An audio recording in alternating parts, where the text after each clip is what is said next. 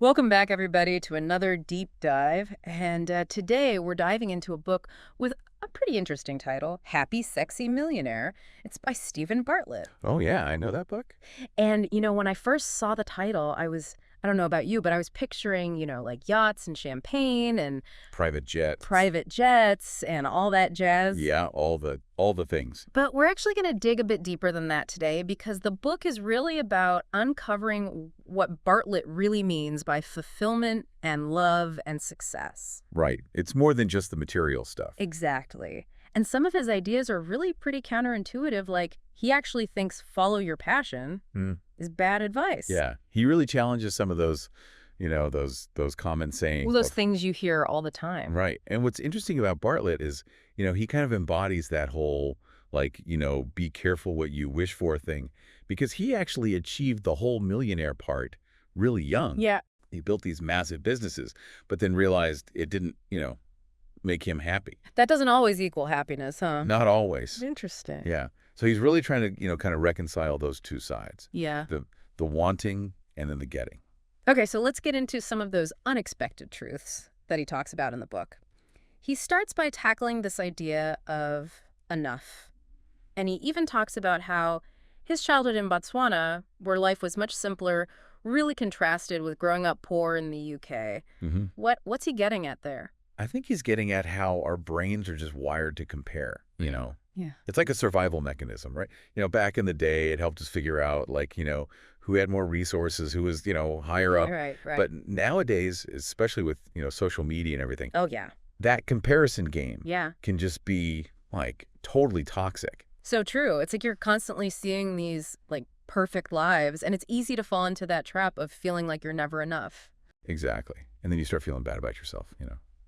It's interesting, too, that he talks about comparing ourselves not just to others, but also to our past selves. Mhm. Why is that so important? It's funny because when you think about it, think about where you were like a year ago. Yeah. You probably weren't tackling the same challenges you are now. Maybe you weren't as confident in your abilities. Right. And by comparing yourself to your past self, you can actually see, hey, I've made progress. You've come a long way. Exactly. But I think we forget to do that. Ooh. We get so fixated on what we haven't achieved yet that we, lose sight of what we accomplished. That's such a good point. It's like we're always looking ahead instead of appreciating how far we've already come. So how do we break free from this compare and despair trap? I mean, should we all just delete our social media accounts? I don't know if it's about deleting, everything. It's more about being mindful, right? Yeah. Who are you following? What kind of content are you actually letting into your feed? Right. If there are accounts that are making you feel bad, then maybe it's time to hit that unfollow button. Mute, unfollow. Yeah, just be mindful of what you're consuming. It's like curating your digital diet, choosing to, feed your mind with things that actually lift you up. Absolutely. And focusing on your own journey. Everyone's on their own path, right? Yeah. Yeah. Another big thing in the book that I found really interesting was his take on hustle porn. Oh, yeah. He tells this story about, when he was starting out as an entrepreneur and he and his friends were basically addicted to work, they were just working themselves to the bone. And I think a lot of us can relate to that pressure to constantly be on, always be grinding. But he learned the hard way that this, relentless hustle comes at a price. Big time. One of his friends developed a drinking problem. Another struggled with anxiety and depression. And it made him realize you can achieve all this outward success, but if you're, neglecting your health, your relationships, your own well-being, then what's the point? Exactly. So is he saying we should all just become hermits and ditch all of our ambitions? No. I don't think it's about that at all. I think it's about finding a balance. Oh, okay. Between pursuing your goals and nurturing all those other important parts of your life. So it's not about demonizing hard work. No. It's about making sure it doesn't become the only thing in your life. Right. It's about recognizing that, human connection, genuine connection is just as important as, hitting those deadlines or closing those deals or whatever. We're social creatures after all. We are. And loneliness can be seriously detrimental to our health. Right. It's as bad as, any other physical ailment. Okay. Now, for a bit of a curveball, Bartlett actually thinks follow your passion is terrible advice. And this kind of blew my mind a little bit because it's such a common mantra, like do what you love and you'll never work a day in your life. But what's wrong with that? I think what he's saying is that it's kind of misleading. Hmm? We're really bad at predicting what's going to actually make us happy. Mm-hmm. That's true. We might think we're passionate about something, but then when we actually experience it, day in and day out, it might not be what we thought it would be at all. Yeah. Like those people who think they'd love to be a vet until they're, covered in. Right. Or dealing with difficult clients. Yeah. Dealing with, difficult animals. Yeah. So if we can't just follow our passion, then how do we find a career that actually, lights us up? Well, Bartlett believes we have to create our passion. Create it? Yeah. He actually breaks it down into a framework of 5 key ingredients for a meaningful career. Okay, I'm listening. So we've got task engagement, opportunity to serve, alignment with skills, supportive colleagues, and work-life harmony. All right, let's unpack that a little bit. What's this task engagement? So task engagement is about, doing work that's actually intrinsically motivating, even if it's challenging. Okay. It's about enjoying the process, not just the end goal. So even if it's hard, you're still getting something out of it? You're in the flow. Yeah. Think about it if you love solving puzzles. Yeah. A job that involves a lot of problem solving might be a good fit, even if it's not, exactly what you thought you wanted to do. So it's about understanding what kind of work actually gets you in the zone, where you, lose track of time. Exactly. Okay, what about opportunity to serve? What's that all about? So that's about feeling like your work is actually making a positive impact. It's that sense of purpose. You feel like you're contributing to something bigger than yourself. Okay, that makes sense. What about alignment with skills? Is that just playing to your strengths? Pretty much. Okay. It's about finding a role where you can really utilize your natural talents and abilities. Okay. Where you'll excel, feel confident, and not feel like you're forcing yourself into a box that doesn't fit. Right. Makes sense. Supportive colleagues, that one seems, pretty self-explanatory, right? And it does, but it's so important. Yeah. The people you work with can really make or break your experience. Absolutely. So it's about having a team that's collaborative, respectful, and supports your own personal growth. And lastly, there's work-life harmony. Is that just another way of saying work-life balance? It's similar, but I think Bartlett, it really emphasizes harmony over balance. Mm-hmm. It's about finding a way for all those different parts of your life to work together in a way that feels, sustainable. It's sustainable and fulfilling. Exactly. And not letting, work completely take over. Right. So you still have room for your personal passions and Exactly. Your relationships. Your and health. all of it. Okay, so are we using these 5 ingredients to find a brand new career? Or are we supposed to be evaluating our current jobs? Well, it can be both. Great. If you're miserable in your current job, then these ingredients can be a way to filter and find something new. Right. But you can also use them to kind of assess your current situation and say hey, how does my job stack up against these 5 things? All right. Is there anything I could do to improve the areas where it's lacking? It's about taking ownership and creating a more fulfilling experience, whatever your circumstances. Exactly. Now, if you're thinking, well, that's easy for Bartlett to say, he's a millionaire, remember, he actually got expelled from high school and Dia dropped out of university. Yeah, he really is he's kind of a unique case. Yeah. He wasn't handed anything on a silver platter.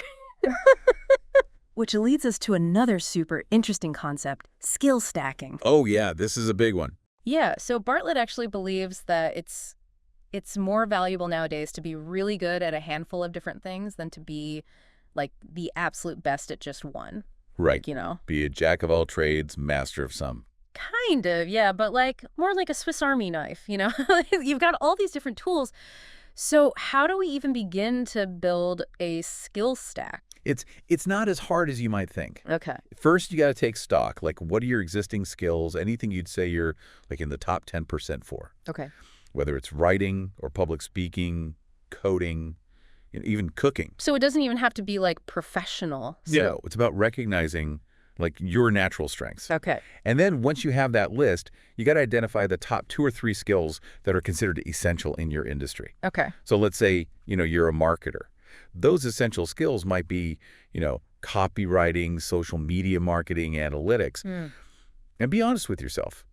If you're not in the top 10% there, make it a priority to develop those skills further. So hone your core competencies, basically. Exactly. And then finally, think about any uncommon skills that could set you apart. Okay. So these are skills that aren't typically associated with your industry, Right. but could give you a really unique edge. Give me an example of that, because that's really interesting. Okay, so imagine you're a graphic designer. You're already great at, visual design, but then you add like coding to your skill set. Okay. So now not only can you, design things, but you can also build like basic websites. Yeah. Suddenly you're not just a designer, you're a one-person creative agency. Yeah, you become this like multifaceted, talent that's much harder to replace. Exactly. That's really smart. It makes success more accessible too, right? Totally. You don't have to be a prodigy. You just have to be strategic about building that unique skill set. It's about embracing those quirks that make you, and figuring out how to leverage them. Bartlett uses a really fascinating analogy to help us think about prioritizing our time and making, more intentional choices. He calls it the roulette wheel of life. What's that all about? Okay, so picture a giant roulette table, but instead of numbers, it's filled with like different aspects of your life. Yeah. Work, relationships, health, hobbies, everything. Okay. The chips represent your time. And Bartlett calculates that if you live to be 80, you've got roughly 500,000 active hours. Wow. Each hour you place a chip on the wheel. Okay. You're choosing how to spend that hour. Right. But once you place a chip, you can't get it back. It's gone. That's such a powerful way to visualize like how precious our time actually is. Yeah, it makes you really think about where you're putting your chips, right? Yeah, we need to be strategic about our bets. But it's not about winning in the traditional sense. Right. It's about making choices that create a life that's actually fulfilling for you. Even if those bets don't, necessarily lead to those typical, like outward measures of success. Right. It's about defining success on your own terms. So how do we actually put this into practice? So Bartlett suggests like identifying your marathon. So these are like your big, long-term goals. Okay. The things that you're truly passionate about. Think about those as like the areas where you want to place the majority of your chips. Maybe it's building a business, writing a novel, nurturing like a deep relationship. Those are the things that are going to contribute to your long-term fulfillment. Okay. So you really got to like be thoughtful about those big bets. Right. But what about those smaller, like everyday bets? How do we decide where to put those? So for those, Bartlett recommends setting an aspirational hourly wage. Okay, explain that one to me. So basically you decide like how much would you ideally like to be earning per hour? Okay, I've got a number. All right, so then when you're faced with the decision, you ask yourself, is this task worth my aspirational hourly wage? Could I outsource this for less and spend that time on something that's more valuable to me? So if my aspirational hourly wage is like $100 and someone's offering me a task that pays $50 an hour, but I like really hate doing it, then maybe I should walk away. Because you're essentially undervaluing your time. Interesting. And that applies to like non-work stuff too, right? Absolutely. Like let's say, a friend invites you to something that you're not really into. You can, ask yourself, is spending 3 hours at this event worth my aspirational hourly wage? If the answer is no, then maybe, you politely decline. You got to prioritize. It's about being the CEO of your own life, It is. It's about making choices that maximize your happiness, your potential. Absolutely. Okay, well, I think that's a great place to pause for now. Sounds good. So we've been talking a lot about, success and work and time and all that. But what about relationships? Bartlett doesn't shy away from that either. And, he even kind of challenges some of those like traditional ideas about what a fulfilling life should look like, especially when it comes to like marriage and kids. I think a lot of people feel this pressure to hit those milestones, but he's saying maybe that's not, the whole picture. Yeah, he really like flips the script on that. He does. He acknowledges that, marriage and cohabitation, kids, those might be, amazing choices for some people. Right. But they're not like the be-all and end-all of happiness. What is universal, though, is that need for genuine connection. Yeah, that makes total sense to me. It's like those big life events, they can be wonderful, but they don't automatically solve that like human need for closeness and belonging. Right, exactly. And Bartlett actually like backs this up with some pretty some pretty sobering research. Oh, yeah. He cites studies that link loneliness to a higher risk of early death. Really? All sorts of health problems. Oh. It's like a silent epidemic, especially with this generation being called the loneliest in history. Which is kind of wild, considering we're also the most connected generation, right? With social media and all that. Totally. It's like we have thousands of friends online. Right. But we still feel isolated. It's a paradox. It is. Yeah. And Bartlett, actually, he draws this parallel to his own experience with, hustle porn. He and his friends were so focused on building their businesses that they basically, neglected their social lives and their own well-being. It's like they were achieving success on paper, but at what cost, Exactly. He talks about, his friends struggling with drinking and anxiety. It sounds like a real wake-up call. Yeah. It definitely was for him. And it made him realize that, neglecting those psychological needs, that need for connection, belonging, love, that can be just as harmful as ignoring our physical needs. Right. We need a balanced diet, not just for our bodies, but for our, minds and souls. Totally. But how do we make sure that those needs are actually being met? Especially, when life gets so busy and hectic. It takes effort, Yeah. It's about being proactive, making time for those connections, even if it means, literally scheduling it into your calendar. Right. Blocking out the time. Blocking it out. And it's not just about quantity either. It's about quality. Yeah. Being present, engaged, really listening when you're with people. So even if you're not, the type of person who needs, tons of social interaction, you're saying, everybody needs at least some level of genuine connection. Absolutely. It's essential. Okay. And going back to, those big life choices, marriage, Bartlett doesn't shy away from saying, those aren't the only paths to fulfillment. Which is, I gotta say, it's kind of refreshing to hear, It is. There's so much pressure to follow that, that script. The traditional path. Yeah. But he's saying, be more self-aware, make choices that are true to your own values, not just what you're supposed to do. Exactly. He's even open about the fact that, for him personally, he's chosen to prioritize, his work and his personal growth over settling down and starting a family, at least for now. Right. And he's not saying that's the right choice for everyone, but just that it's important to, be honest with yourself about what you truly want. Be honest with yourself and, own it, right? Don't be afraid to, go against the grain. Exactly. Sometimes the most fulfilling path is the one that you, create for yourself, even if it looks different from what everyone else is doing. Love that. Now, you mentioned this idea of an aspirational hourly wage earlier, and I think this applies to so much more than just our careers, right? It really does.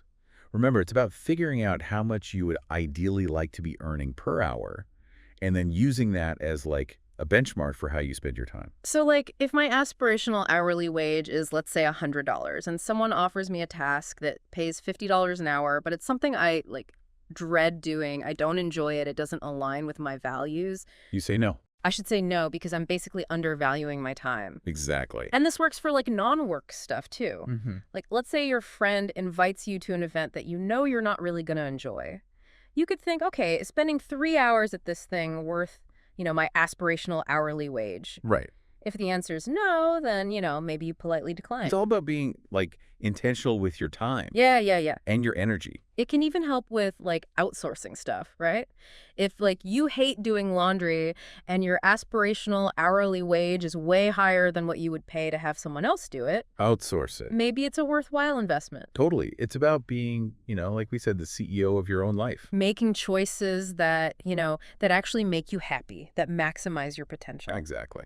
Now, speaking of success, Bartlett's definition of success seems pretty different from, the typical money, status, power kind of thing. Mm-hmm. What does true success actually mean to him? So for Bartlett, true success is about living a fulfilling and meaningful life, on your own terms. Okay. It's not about external validation. It's about inner peace, joy, connection. It's about prioritizing experiences over possessions. So it's a much more holistic view of success, not just focused on achievement. Exactly. It's about, feeling good on the inside, not just looking good on the outside. Right. And it's a journey, not a destination. Yeah. It's about continuously, learning and growing and evolving. And that journey looks different for everyone, Yeah. right? It's not about fitting into some predefined mold. Exactly. He really encourages us to reflect on what truly matters to us. What are our values? What are our passions? Right. And then build a life that reflects those things. It's about being the author of your own story. Now, another big theme that runs through the book is this idea of enough. And he talks about how, our brains are just wired to always want more, which can lead to this never-ending cycle of striving and dissatisfaction. The hedonic treadmill. Yes. And I think we all kind of struggle with that to some extent. How do we break free from that? Well, Bartlett challenges us to kind of redefine what enough means to us. It's Yeah. about finding contentment in the present moment, appreciating what we already have, and, focusing on those experiences and connections rather than material possessions. It's about shifting from a scarcity mindset to an abundance mindset. Exactly. True wealth isn't measured by your, bank account. Right. It's measured by the richness of your relationships, the depth of your experiences, the impact you make on the world. It's about finding that fulfillment from within, not from, external validation. Exactly. I love that. And one powerful practice that he really advocates for is gratitude. Oh, yeah, gratitude. I've heard about that. Cultivating a daily gratitude practice, taking time each day to just appreciate the good things in your life, both big and small. Right, training your brain to focus on the positive. Exactly. Okay, that makes sense. Now, remember earlier when we were talking about how Bartlett disagrees with that whole follow your passion advice? Mm-hmm. He has an alternative, creating your passion. Creative, yeah. Tell me more about that, because I think a lot of people really do feel lost when it comes to finding their passion. Oh, what does he mean, create your passion? So I think what he's saying is we're not necessarily born with this predetermined passion. Okay. Yeah. We can create our own passions through exploration, experimentation, being willing to step outside of our comfort zone. So it's not about waiting for that lightning bolt of inspiration to strike. Right. It's about actively seeking out those experiences that light you up. Exactly. And nurturing those sparks. Think about your skills, Mm-hmm. think about your interests, think about your values. How can you combine those things in a way that feels meaningful and fulfilling to you? It's not just about what you're good at. It's about what you enjoy and what aligns with your sense of purpose. Exactly. Okay, so it's a process, not a one-time event. It is a process. It takes time. It takes experimentation, Yeah. and it takes being willing to embrace failure as part of the learning process. Right. It's about treating life as an adventure, not a predetermined script. Exactly. Okay, well, speaking of adventure, I think it's time to explore one last concept from the book before we wrap things up. All right. Where were we? We were about to dive into this idea of radical honesty because Bartlett really emphasizes the importance of being, authentic and truthful in all areas of our lives. And he talks about how this can be really, really tough, especially when it comes to things like, setting boundaries or expressing our true feelings. Oh, yeah, for sure. It's way easier to just go along with things. Yeah. Or tell people what they want to hear. Right. Avoid conflict at all costs. Yeah. But Bartlett's arguing that in the long run, that kind of approach actually leads to more unhappiness and unfulfillment. So he's saying that even though it might be uncomfortable in the moment, being radically honest is actually the key to building stronger relationships, Exactly. And creating a life that's actually aligned with, our true selves. Okay, I'm starting to see where he's going with this, but Yeah. what does radical honesty actually look like in practice? Because it's kind of a scary concept, honestly. It can be, yeah. It can definitely be a little intimidating. But I think, it starts with being honest with ourselves first, right? Okay, so really taking stock of, our own thoughts and feelings and desires. Exactly. And then, having the courage to communicate those things clearly and honestly to the people in our lives, even when it's hard. So instead of saying yes when we really want to say no, we start setting those boundaries, We start speaking our truth.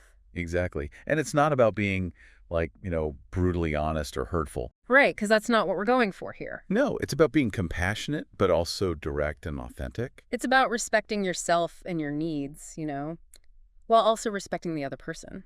Exactly. And Bartlett argues that, when we're radically honest with ourselves and with others, it actually creates a foundation of trust and intimacy that's really powerful. It's you're not putting on a facade, you're showing up as your true self, and that allows other people to do the same. Yeah. It's about creating those deeper, more meaningful connections. Makes sense. So, what's one concrete thing that we can all do, starting today, to be a little more radically honest in our lives? Hmm. That's a good question. I think maybe just start by noticing those moments where you're tempted to, like, tell a little white lie or avoid a difficult conversation. Okay. And then challenge yourself to, like, pause and say, like, what's the most honest thing I can say in this situation? Even if it's a little scary, right? Even if it's a little scary, because chances are, the long-term benefits will far outweigh that initial discomfort. I love that. It's about choosing courage over comfort. Exactly. Well, that about wraps up our deep dive into Steven Bartlett's Happy Sexy Millionaire. And I gotta say, even though that title might throw you off a bit, this book is so much more than just, yachts and fast cars. It's about redefining success, creating a life that's truly fulfilling, and building meaningful connections based on authenticity and honesty. Couldn't have said it better myself. Hmm. It's about finding those unexpected truths that can really change your life. Absolutely. So if you're looking for a book that will challenge your assumptions, inspire you to think differently, and empower you to create a life that actually lights you up, I highly recommend checking it out. And before we go, I want to leave you with this. What's one small step you can take today to be a little more radically honest in your own life? Think about it. It might be scary, but it could also be the start of something really amazing. Thanks for joining us on another deep dive. Until next time, keep exploring, keep questioning, and keep living a life that's true to you.